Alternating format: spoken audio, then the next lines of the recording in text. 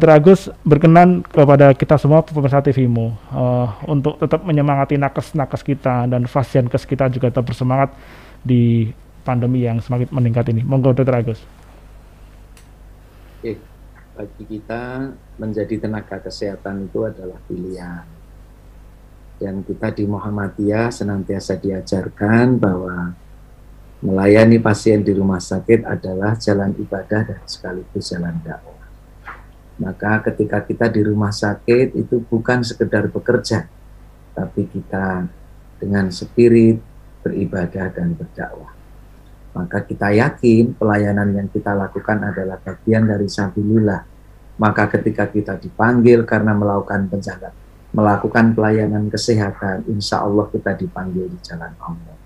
Terlebih ketika kita bertugas di rumah sakit dalam rangka menyelamatkan kehidupan, bukankah Al-Quran surah Al-Ma'idah telah menegaskan wa man ahyaha faka'annama ahyan nasa jami'ah. Barang siapa menyelamatkan satu kehidupan, maka baginya seperti menyelamatkan seluruh kehidupan. Sehingga tugas melayani di rumah sakit, apalagi di musim seperti ini, adalah tugas yang sangat mulia. Maka jangan merasa sendirian, kita semua berada bersama teman-teman yang sedang melayani di rumah sakit kita masing-masing. Kita akan senantiasa mendukung.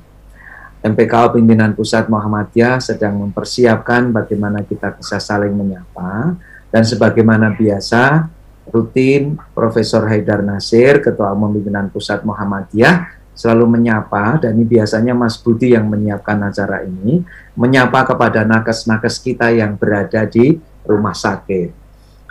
Kemarin kita juga menyapa teman-teman yang ada di Kalimantan ya Mas Budi. Ya, betul, Dok. Kita siapkan lagi.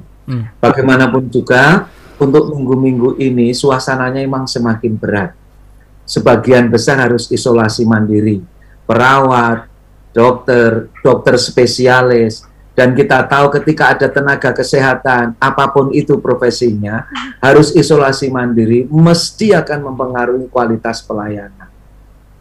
Dan disinilah kita harus semakin merapatkan barisan, protokol kesehatan dikuatkan, protokol penanganan COVID bagi petugas kesehatan harus semakin kita taati, di samping tadi upaya spiritualitas kita tidak pernah henti. Kita tahu bahwa sekali lagi menjadi pelayan kesehatan, petugas kesehatan adalah pilihan jalan hidup kita. Yakinlah bahwa ini adalah tugas mulia. Yakin itu.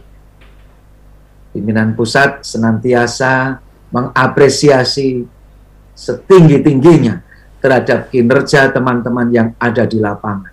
Direksi dan seluruh jajarannya, teman-teman pelayanan kesehatan dari depan sampai akhir, karena semuanya itu mempersiapkan pelayanan yang terbaik. Sekalipun sudah melakukan seperti itu, kita masih dilempar dengan informasi-informasi yang tidak bertanggung jawab, bahwa rumah sakit meng-COVID-kan, bahwa kematian karena kesalahan rumah sakit tidak usah menjadikan kita sakit hati. Bukankah ketika kita melayani, bukan karena ingin mendapatkan pujian, maka kalaupun tidak ada orang memuji, kita tetap melayani dengan sebaik-baiknya. Kalaupun ada orang yang menuduh kita ini, kita itu, kalau kita tidak melaksanakan, nggak usah surut. Itu tidak akan mengurangi pahala kita dari Allah. Sekalipun ada orang yang memfitnah, rumah sakit meng-COVID-kan, rumah sakit berbisnis, kita tidak pernah melakukan semua itu.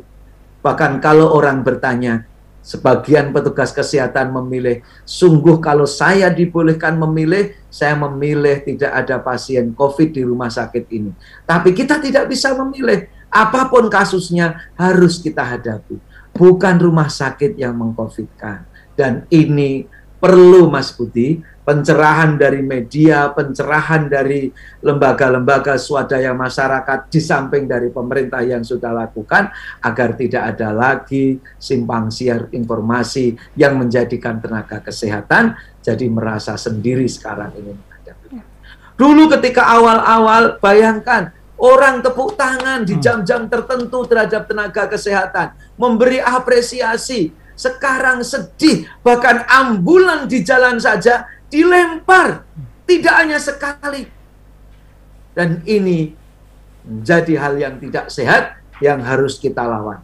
Penggiat kebenaran harus terus memberikan informasi yang benar, jangan sampai informasi hoax itu menguasai. Ingat, informasi yang harus diperjuangkan adalah informasi yang hak, bukan hoax.